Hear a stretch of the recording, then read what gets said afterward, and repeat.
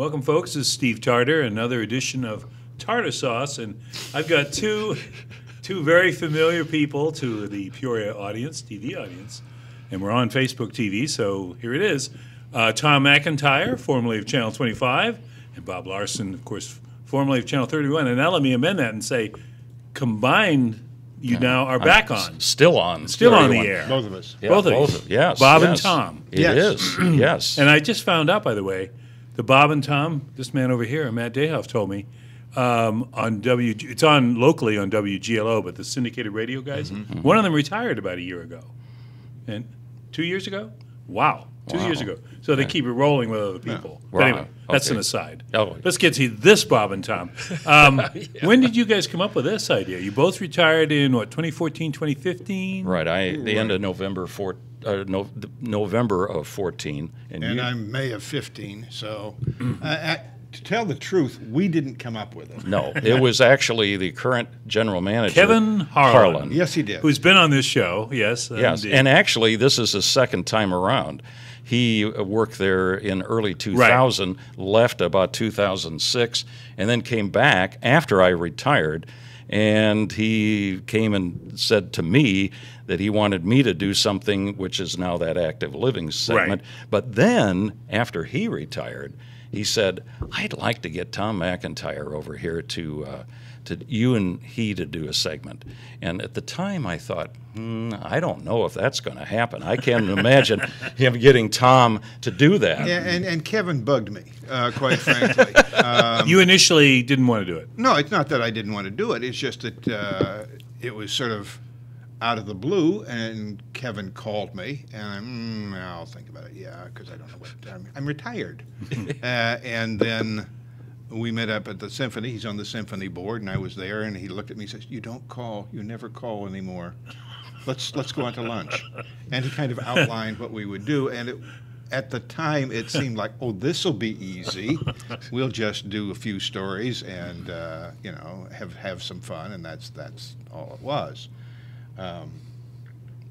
And then it progressed into something larger than I think we thought it was going to be originally. Well, that's right.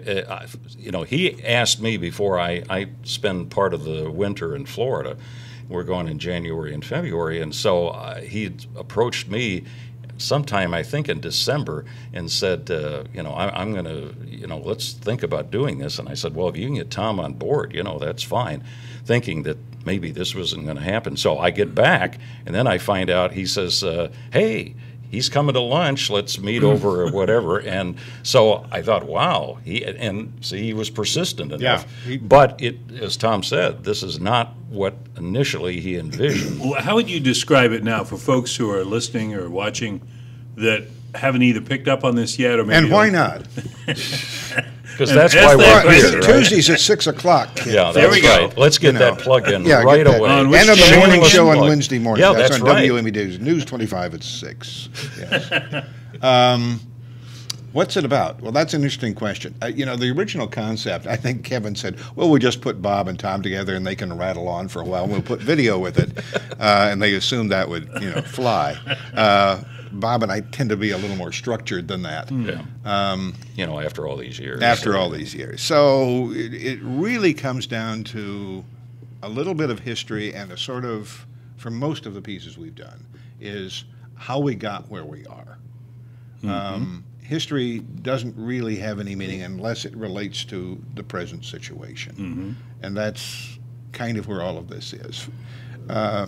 What's the next show, for example? I'm not going to tell you. Oh, okay. No, we don't. Yeah, come on. You don't There's got to be some secrets. Yes. Yeah. But each and every one of them, I hope, has some relationship to what's happening today. Good. But has a footprint in the past.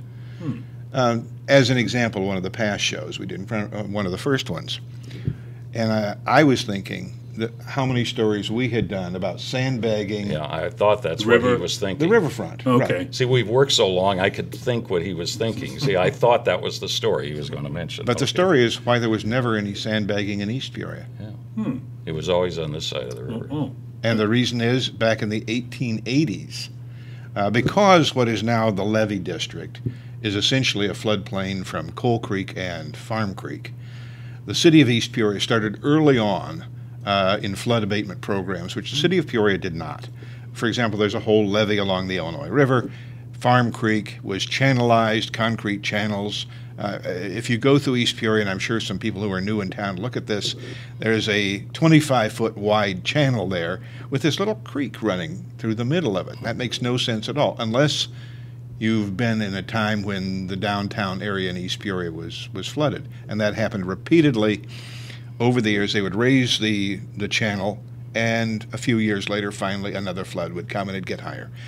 The end result of that was, back after World War II, that they built the Farmdale Recreation, what is now the Farmdale Recreation Area, which was then the Farmdale Flood Control Area. 2 huge earthen dams which control Farm Creek and allow the water to slowly dissipate out over a period of days, as opposed to the flooding that had happened before.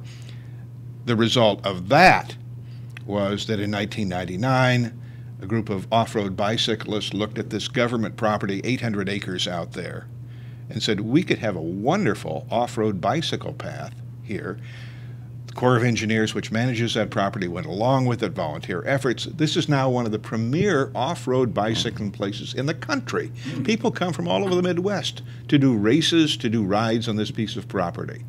And it wouldn't be there if it were not for flood abatement in the city of East Peoria. That's a great story. Yeah. It is. Yeah, and it's right under our nose. And a lot of people don't realize that there even is a Farmdale Dam out there, which is an earthen dam, which is quite large and has a 6-foot, I believe, concrete tunnel running through it.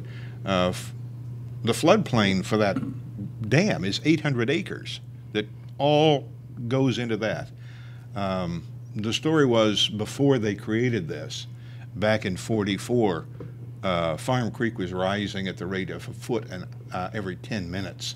And it flooded in '44 what was then Caterpillar, and put them back, set them back quite a ways in the middle of World War II. Caterpillar was a defense contractor. Right. You couldn't have that sort of thing. Yeah. So that led to the Farmdale. It's one interconnection to another.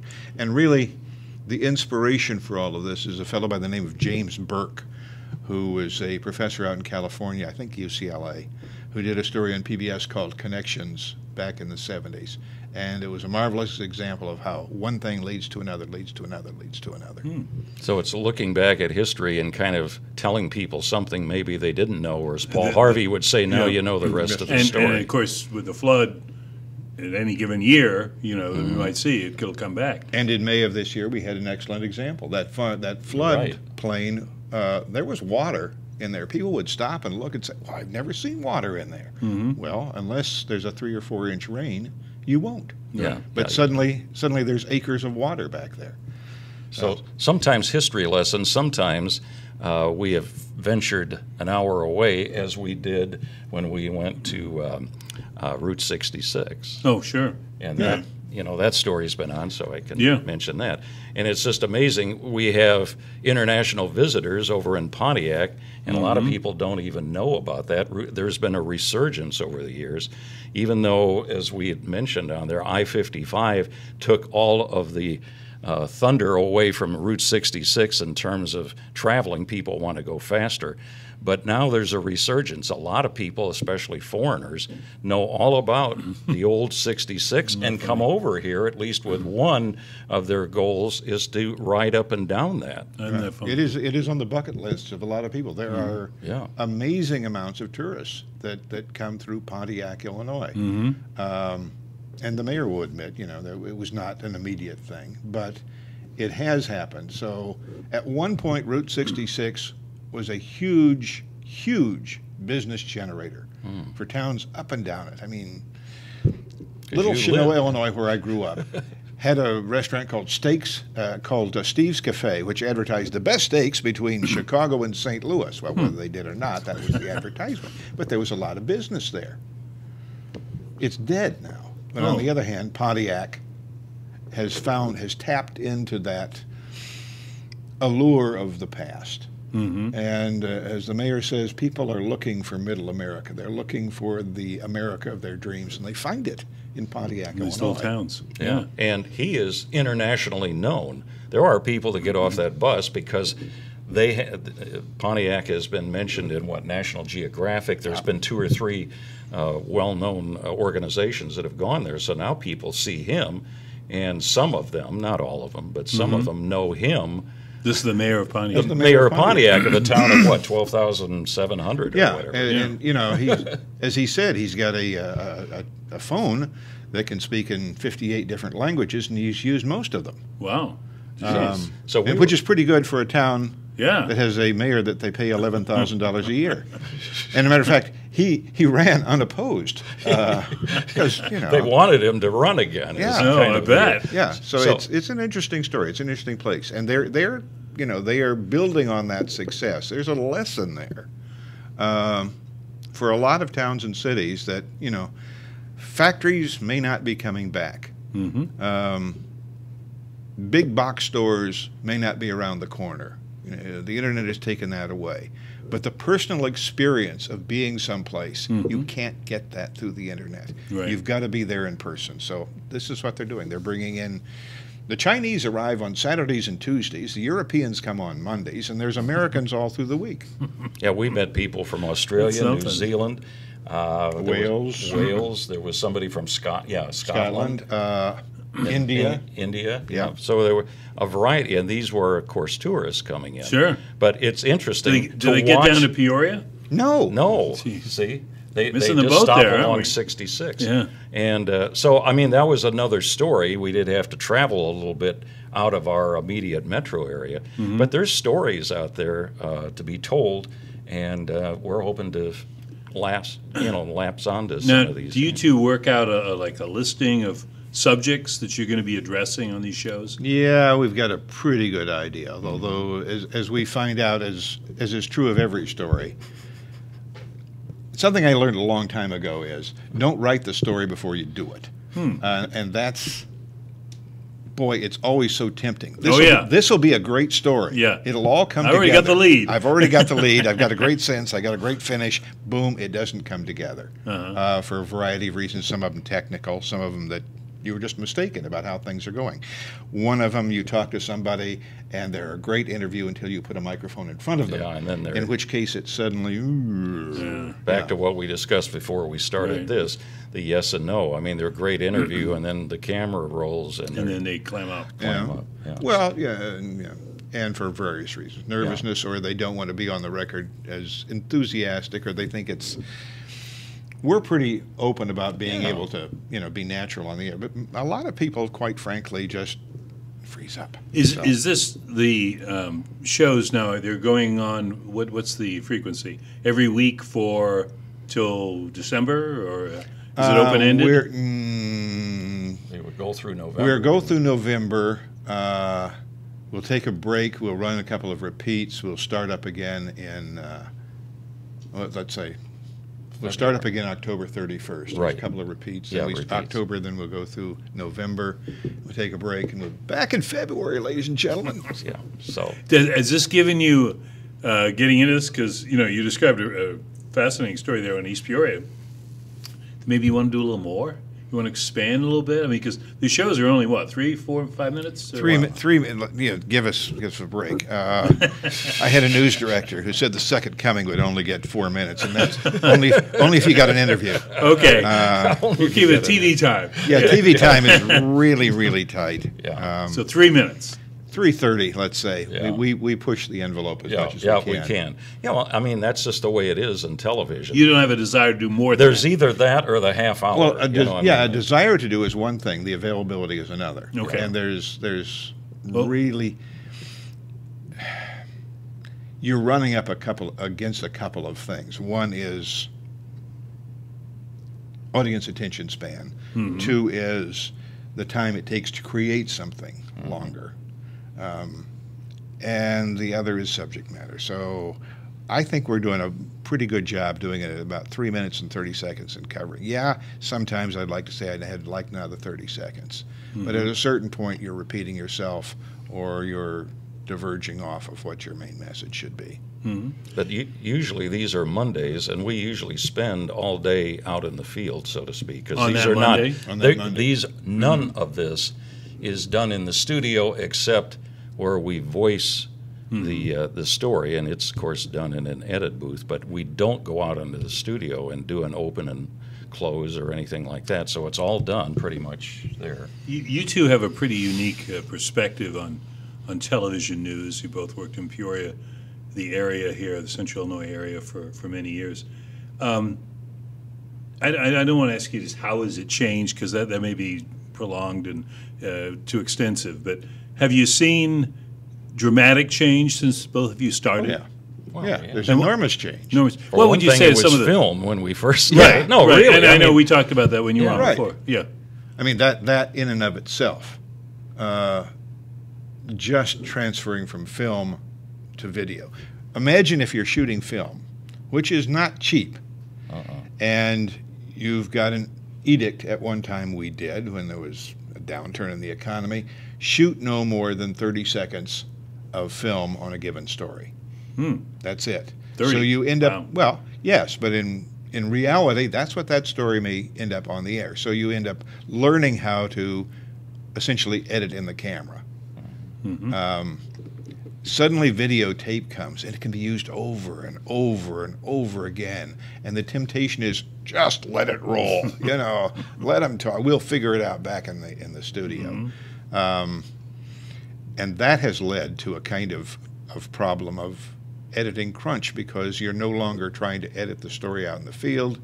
Now just let them talk, and we'll find something in there to use. Well, that's a bad policy as far as I'm concerned. Well, the other problem that you had was that with film, if there was a 4 o'clock news Oh, yeah. conference, I mean, now you're trying to rush it back to the studio and then run Get it it through the developed, process. yeah. Get it developed and hope something was there. And then you're down there with a moviola trying to get it edited so that at that time we didn't have a 5, we had a 6. But you can't believe how long that whole process was. The one thing that was great about when we had our first video camera in the mid-'70s, I think, was that it was instantaneous. You could just turn it around and boom, put it on the air if you wanted. Which brings up another problem, and that is there is less time for contemplation of what your story is. Hey, I've got it on video, we can put it on right now. Without stopping to think, is this the whole story? It's really easy now to fill time because you can turn things around so quickly. That's not necessarily a good thing. Back to what Bob was talking about. The best example of the whole film process was, and I can take you back, it was 1976. Boy, am I dating myself now. 1976, the Freedom Train was coming through Peoria. If you remember the Freedom Train, it was essentially an Amtrak passenger train which had been loaded with items from the Smithsonian. Babe Ruth's glove, a copy of the Declaration of Independence, historical items, and it was to celebrate, of course, the bicentennial. Right. Channel 19, back in the day, had decided to cover this. They drove up to Joliet the night before. We're going to get on the train, do their interview, get off the train as it turned at Chenoa, by the way, and started heading All roads for seem to lead to All Chenoa. roads lead to Chenoa. Well, it's a crossroads of opportunity, as the Chamber of Commerce will tell you. Oh, is that? Yes, okay. that's it's on the slogan Oh, right underneath okay. the city. Okay. Welcome to. So they were going to do that because the train didn't move very quickly, and it made a lot of stops. So if they got off the train in Chenoa at like 2:30, not a big problem. They would rush back and get the film in the soup and have a story on their newscast. 31, on the other hand, because you guys were located downtown, Right. and because you'd done the Santa parade for so long, Right. we're capable of stretching a lot of cable over rooftops down to the depot where and it was supposed to pull in at 6 o'clock. You guys were going to be live when it pulled into Peoria.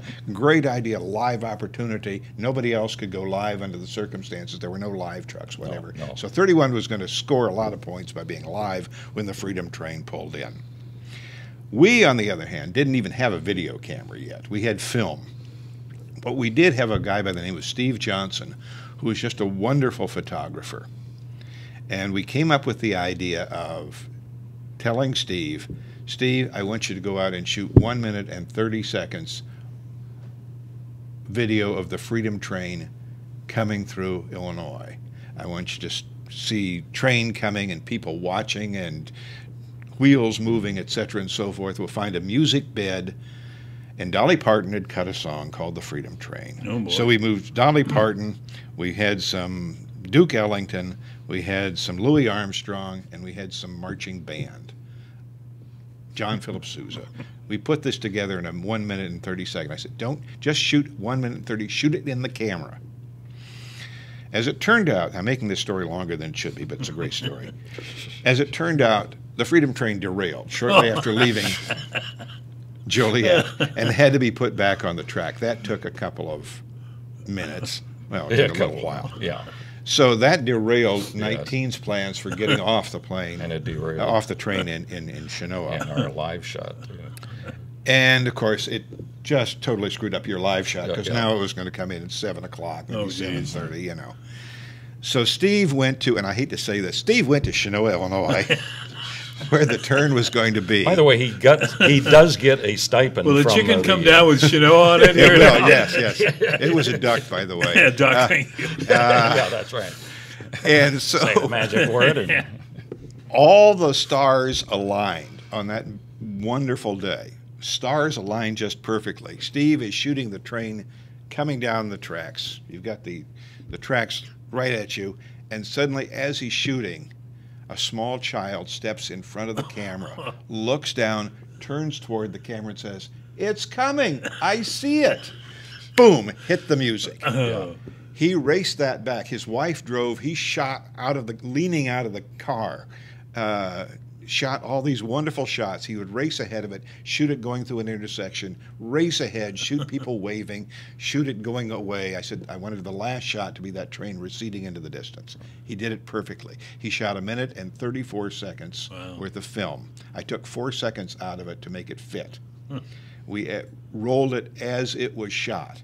And Steve later said, "You took the wrong 4 seconds out." That story won an award that year from the Illinois Broadcasters Association. I didn't Because it recall was that. the best edited piece of video, and it was edited in the camera. In the camera, which, again, That's says great. a lot about him. Yeah. Because Oh, yeah. most of the time, that just wasn't possible, especially if you went out on a fire or an accident or something. You're thinking of getting the different angles, the different parts of the story without worrying, thinking you can edit when you get back to the station. When you watch TV news, and I don't mean just locally here because you know the folks and all that, but just in general, you're traveling, whatever, what bothers you the most? Do you find yourself being critical? Oh, sure. I mean, just having done it, what's your reaction when are you seeing more than you used to see? Let's say What I'm seeing more is reaction. Reaction. To anything. Given an event, there'll be reaction to it, as opposed to examining the event. So, I mean, it's easy to fill time with reaction. Mm-hmm. And I'm always convinced that whatever the act is, the people opposing that act will be the first to raise their hands and want to go on television. Sure. So, blame CNN, blame Fox, blame MSNBC, blame whoever you want. But it's very easy to fill time with reaction. And so you keep getting away from the initial story and more to reaction. Now, I'm not saying people shouldn't comment on it, but it seems to me many times the reaction to something far outweighs in news coverage the actual event. Yeah, there's too much of the and I That's think my that's feeling. old. Well, and I think that's old school because we were taught to cover the event. Yeah. And that's the main focus of the thing. And Your I think, second day lead is reaction. Yeah. Now well, and it's, reaction, it happens 10 minutes after Right. the event. yeah, Right. before you know anything. See, that's the other thing that sometimes bugs me is that we already have experts on talking about Oh, yeah. stuff, and I'm sometimes worried a little bit about these expert titles Right. in front Yeah. of people because Some people appoint themselves that way. I think so. Because, I'm thinking. Or they have a book that's Yeah. out, and that Well, So yeah. they sit and pontificate for 15 or 20-minute segment, especially on cable channels, about something, and I think we don't even know all the facts yet, and you're already Right. giving us what you think, and I'm thinking, do we really need to know this right now? Why don't we just stick to what we right. know? What we do know. Yeah, and I think that goes back to again, what we were taught way back when. Don't go in with an opinion, try to still be fair and balanced, and look at the event, and then later start digesting it. Do you guys, and maybe you have different feelings on this, do you guys feel that you were particularly lucky to have kind of grown up with the TV progression that you did? I'm the luckiest guy you've ever met. And I'm probably the second, Because if he of- wants to be the one. Because I've never been out of work. Since I got out of the Navy in 1967, I guess it was, 66. Never been out of work in a business where you Where? can't say that today. Right, you can't say that at all. I've been lucky to work with a lot of wonderful people. I've been lucky to have an opportunity to do, I think, good work. I know a lot of folks who've been in my business end up going someplace else because they don't enjoy it anymore. I've always enjoyed my job, and that's, I think, the That's luckiest I can be. Yeah. Which is why there's still Bob and Tom Excellent Adventures. Seen 'cause at if he 6 didn't- o'clock on Tuesdays on Channel 31 and repeated goes that on duck Wednesday- again. on Wednesday. You know. Say the magic word and the duck will come in. Anyway, but seriously, we wouldn't do this if we didn't enjoy it. Right. Because neither one of us have to do it. Right. They're paying us, but they're not paying us that much. Well, but I mean. Wait, here's a call from Kevin Harlan, right? Yeah, on line 2. Yes. Well, but I mean, we worked a long time. You were how old when you retired? Oh, give me a second. 72. Okay, and I was 65. So, we worked what I would consider a full, Sure.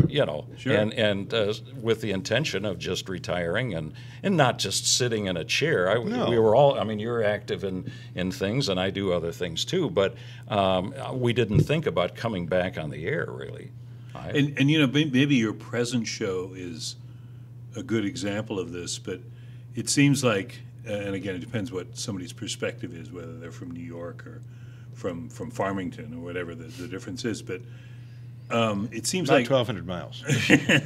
well, I'll buy that. But it seems like Peoria is often looked at as, oh, well, that's a stepping stone market. You've both known people that have gone through your respective stations to larger markets. I mean, that was the idea. Yeah. Yet you can stay here, whether it's a newspaper or TV or radio, and this is a pretty good market. I mean, how do you look at that? I mean, obviously you guys are pretty Well, familiar. yeah, and I think each of us, Tom grew up in the TV market. I didn't. I'm just outside of it. My hometown's Morris. About as close as we ever came to seeing Peoria TV was Seneca, Illinois, which is 9 miles west, and it's not on cable anymore. But, in my case, I enjoyed it, and much like you, I grew up through this area, and I just got, you get promoted, you step up a notch or two, ended up anchoring, and after a while, it was home. I married, we had family here, and, this became home for me, and I wasn't one of those wandering types that wanted to wander all over the country. We may be a little different from especially what it used to be. Like you said, you'd stay here 2 or 3 years, and off you'd go to somewhere else. But I found it very pleasant working here and really enjoyed it. Yeah, I can't disagree with a single word of that. I mean, in my situation, simply, first of all, I didn't start at 25 until I was in my 30s. So I had already been married, had a child, et cetera, and so forth. I wasn't looking to move anywhere. I've applied to, and I didn't even apply. Somebody called and asked if I wanted to be interviewed, and I did, just for the experience of being interviewed many years ago. and didn't get the job and didn't want the job, to be honest with you, but I thought it'd be nice, and they were going to put me up in a hotel overnight and give me an interview with a meal. So I thought, well, I've never done this before. I might as well. But I was very lucky. And yes, Peoria was and is and probably always will be a stepping stone for most people, if only because there's only a finite number of people who are anchoring. Right. Mm-hmm. And a larger group of people who are reporting. Now, if you want to anchor, and, you know, I used to kid Eric Shangra, you know, he was waiting for me to die, and I just refused. So he eventually had to go to PDC to get another job, because it's fairly obvious I was just not going to keel over on the set. And see, he's still here now. I'm still here. Yes. And I'm sure that there were quite a few people who could have done my job just as well, but I insisted on living. So there you go. It's my fault. Well, that, seriously, we've had some really nice, really professional people who've come through Peoria, who've ended up in the network. I can think of Anna Grace Werner, who's on CBS, for example. Marianne Ahern, now at Channel 2 in Chicago, is their political reporter. There's been a lot of people. We had Kristen Hartman, who ended up in Chicago from our station. There's many of them that have gone on to, you know, I'm talking Chicago and New York and all whatever. And, you know, that's fine, but it depends on what you want to do. I mean, you step into those bigger markets. Cheryl Burton, who worked at our station, has been with ABC 7 in Chicago for 25 years. I'm told she even has her own parking place with her name on it. And she has corresponded with me a few times. But again, it's what you want, and you get into those bigger markets, the pay is better, but so is the responsibility. I wouldn't say responsibility, I would say the pressure. Yeah. I mean, Right. I had friends of mine who became the assignment editor at WABC in New York. He was our news director. Moved to Detroit, left Detroit, went to New York. And he spent 10 years in New York. And there were a lot of times, for example, during ratings especially, they did overnights as far as ratings were concerned. Mm-hmm. So if your story didn't do real well on Tuesday, on Wednesday they knew your story. They could watch the needle drop off. You know, there were people who were working on 16-week contracts. Oh, boy. Wow. And if you were lucky, you got renewed for another 16 weeks. Or another 16 weeks after that. Now, those weren't the guys who were at the top, but those were working stiff reporters who had to produce every day and have to worry about that somebody at the other station is going to have a little better story than you are, or get a jump on you. I mean, there's a lot of pressure at that market. And not only that, he's going to pontificate. Not only that, the larger the market you get, the wider the common denominator your story has to be. I mean, if you're in New York and you've got a story about zoning in Queens in Astoria, Queens, is that really going to affect anybody else except the people in Astoria, Queens? Right. You've got to make it bigger. You've got to make it somehow involving everybody. So you end up with a lot of shootings and a lot of murders and a lot of interviews with the mayors and the city councils, and a lot less of the things that affect real people in their everyday lives. So that reminds me of a thing that both of you probably could attest to, and that's, and I don't know how big a deal it is now, but because the TV, Peoria TV covers Bloomington and Peoria. We don't. The Pantograph does newspaper there, and we do Peoria. So you have these sort of dual market thing going on, and other markets, but those two in particular. So I remember hearing from people who said, why do they lead with the Bloomington story in Peoria? Yeah, absolutely. Yeah. Matter of fact, I got that from a former Journal Star editor who retired and said, why are you covering Bloomington stories? And I said, well, there's TV's in Bloomington. There's about 100,000 people over there that buy advertising, so that's probably one of the reasons. You might find that a reason, Yeah, well, and at one time, and this is getting into the weeds, but with the ratings, it was the Peoria market. Bloomington was sort of out there like Galesburg was. I mean, but now it's called the Peoria Bloomington normal TV market. So it is a part of our market, as is.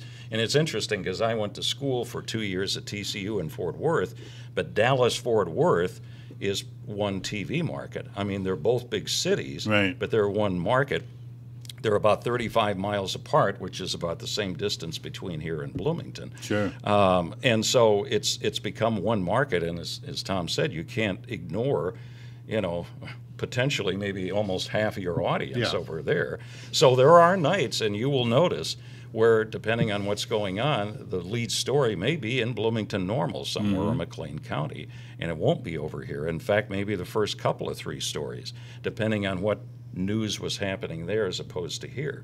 So it does happen, and it's going to continue to be that way. And it must be said that Bloomington has had a couple of attempts to have their own television station. Well, 43 actually, Yeah. that 31 runs basically right now, Yeah. separately owned, but runs, started in Bloomington. It was religious, wasn't it? No, Or- it was independent. Oh, okay. And, but it was over there. And, but, due to financial situation, Channel 15, for example, at Yeah. one point was in Bloomington, which was an ABC affiliate. Okay. Now, imagine you're switching your dial and you're going to Channel 15.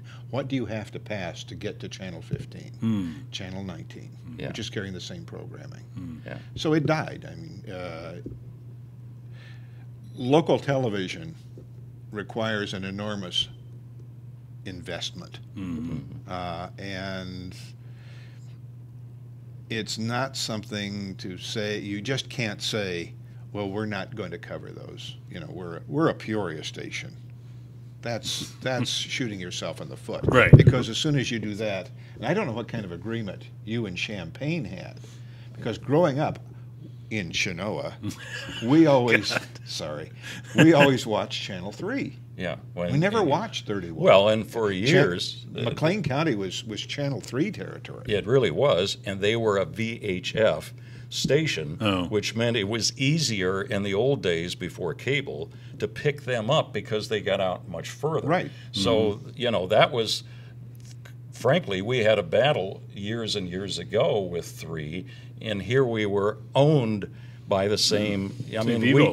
that was our sister Yeah. station. Yeah, but they weren't about to give up an audience. Well, to you. no, and so it went on for a while. I think eventually 31 won out over 3, but it took some time, and it really was when we went to cable, because 3 was V, and all the stations here were UHF, and we could get into a long discussion about why that is, why the middle of the state is a UHF, and I blame Senator Kerr, by the way. the west and east sides of the state are all V, but that was much easier to pick up when you were picking up over the antenna. Back to another point that you mentioned about the cost and so forth. Whether you're the 206th market or you're the first market, there are certain requirements to put a station on the air, and it costs you. It isn't any less expensive to put 206 on the air as it is 1. Now, in terms of equipment, I'm not talking about newsrooms and Right. all that. So there is quite an investment. Right. No matter what, Just to get started. Which Yeah. also brings me back to when I retired, we hadn't fully gone to HD. They did that in the spring of 15 at our station at 31. But whether you were in our market or Chicago or anywhere else, there is still that expense because everything had to change. The cameras, the lights, everything. Yeah. And it really was. So what I'm saying is that, it is an expensive business, whether you're the top dog or you're down at the bottom. Well, you guys should know. I mean, you're getting the big bucks for doing Bob and Tom. Yeah. And why don't we remind folks once again when that is on? no. Oh, I get to do it this time? me. Oh, okay. Be sure and watch. That's on Tuesday nights at 6 o'clock on Channel 31. That's Channel WMBD. Does that WMBD. lead the news, or does it No. insert No, it in the we news? don't. No, yeah. See, we're doing what I consider fun things. Right. You're not going to watch us debate whether we should be in Afghanistan or Iraq. We're not doing those kind of stories. We're doing local history and sort of bringing it up to the present, or maybe, as Paul Harvey would say, now I know the rest of the story. Yeah. Those Great. kind of stories. Yeah. There's more of them out there. There's fun facts, we consider fun facts, I guess, that people ought to know. We're still looking for him. Send your suggestions to Yes. I knew you'd get that Bob one. and Tom's Excellent Adventures, WMBD 3131 North University, in- Peoria. yeah, you're right. 61604. Thank you. Yes. And you can probably email the newsroom, and Yeah. Jamie and Sean Jamie will make Toller. Sure. Yeah. Tom, And one Sean. more thing for you, because yeah. did you have any kind of? I mean, because you had spent all those years at 25, and here's 31, the big competition. Mm-hmm. Any thought about, gee, am I crossing a line here? No. Okay. And A had retired for 2 years, which is the first thing. Mm-hmm. You know, the second thing was, let's be honest, people have moved back and forth all the time. Chuck Right. Collins is over there. Who's in Yeah, your he place. was at our So, place for you know, 25 years. Yeah. Well, you even have Shelley a few- Dankoff. Shelley Dankoff Shelley, yeah, was has at our worked at both. place. Then she and her husband went out to the East Coast and came back, went on 31. Edgar Sandoval and his wife both worked. Well, Shannon worked at 25, but Right. Edgar has worked at our station, went out to California and came back and worked at 25. So there's, you know, it's. I suspect there were some people who felt that way about it. I haven't got any of that, so it doesn't bother me. I mean, we're doing commercial television, and you know, I'm trying to think of who actually made the comment. Oh, it was Jerry Seinfeld years ago talking about competition between baseball teams and this, you know, tremendous rivalry between Cubs and Cards and what have you. And he said something to the effect of, the people that you're talking about playing get traded to other teams. They may end up, you know, being a Cardinal next year. What you're really rooting for is a uniform. You know, our laundry is better than their laundry. So it's kind of the same. Yeah, Dexter way. Fowler. Well, Went from Cubs people to move- Cardinals. people- Well, look back at and Ben forth. Zobrist. He's hoping Oh. for his third in a row World Series. Right. You know, he was in Kansas City, then he Right. went to the Cubs, and he's with the Cubs He hopes again to this do it year. again. So this happens. Yeah. You know. So it's, you know, I didn't wed anybody at WEK, and I'm not wedded to WMBD. I'm working there. Yeah. Well, and It's not like, you know, there was a divorce in this, you know, No. someone. But I will say this, for those people that believe in fate, it's interesting, and we'll end the whole show. You probably know what I'm I know gonna exactly say. what you're gonna See, say. when you work together, even as short a time as we've done, you start thinking Yeah. alike. Is that our parents, his and mine, knew each other in the 30s. Wow. Yes. Okay. In Farmer City. I was going to say City, Chinoa again, but No, Farmer it was City. Farmer Okay. City. Yeah. And Okay. so how interesting that they were friends in the 30s. The war came. My parents went back to Morris. His went to Chinoa. Well, mine actually went to war. Oh, they went to, well, my dad did go into World War II, but my dad was born and raised in Morris, and so he went back there. My folks were actually there managing a Hornsby store when there were Hornsby stores in Farmer City. wow. My dad was running a gas station. Okay. And so the war came, my dad went back, and then he got into the dry cleaning business. But it was interesting because when I came here, they said, you know, you should look up a guy that's, and they weren't sure if he was on TV or radio, and at the time you were on radio, Yeah. Tom McIntyre. Sure. And so I learned the story then. And so, I mean, you can look at it as fate. Yeah. Our parents knew each other Full circle. back in the 30s, and now, bingo. Here we are. Here we are. Well, And there you it go, only took folks. 40 years. The whole story. Was it different brothers of different mothers There or you something, go. whatever Yeah, that yeah, is. yeah. Well, we want to thank you guys for coming on in here and remind people once again the two that you knew from the news for all those many years are back on the news Tuesday at 6 p.m. Channel 31. The Incredible Adventures. No. What is it? No. I'll let you we say go it. for the big. No, Okay. good. Excellent. The Excellent Adventures. And nothing short of that either. Yeah, yeah. Thanks again, guys. You We'll bet. see you. We'll see you next time on Tarter Source.